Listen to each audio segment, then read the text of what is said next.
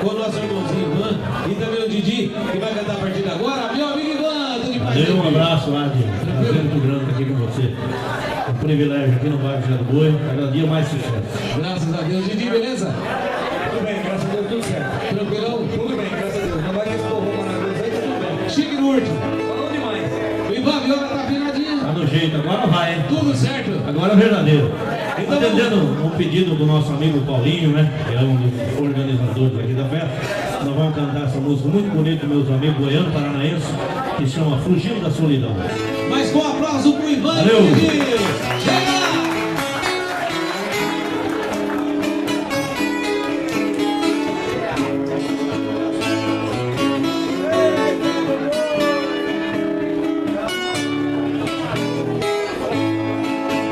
Os caminhos que eu passo, a viola em meu braço, é a minha solidão.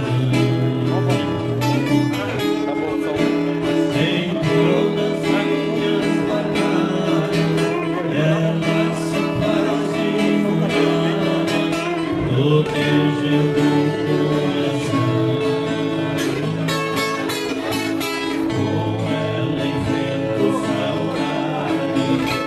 Tudo sempre a realidade, fugindo da solidão.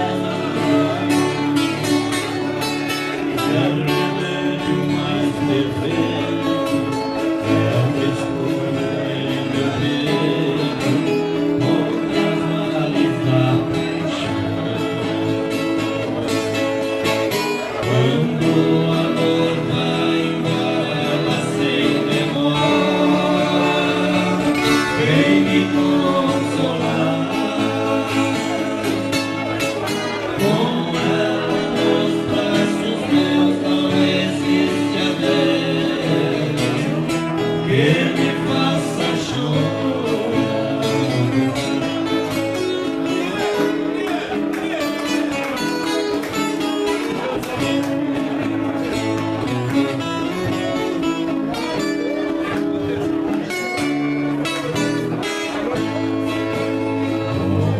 Viola em meu braço, as flores e alguns fracassos eu transformo em canção. Ela que em minha vida sempre cura as feridas das minhas desilusões.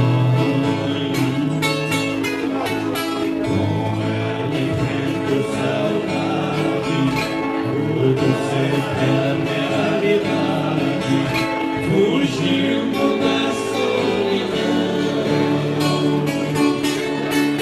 É o remédio mais perfeito, é o escudo em meu peito, contra as males da paixão.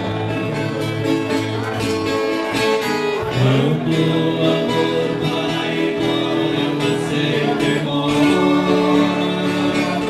vem me consolar.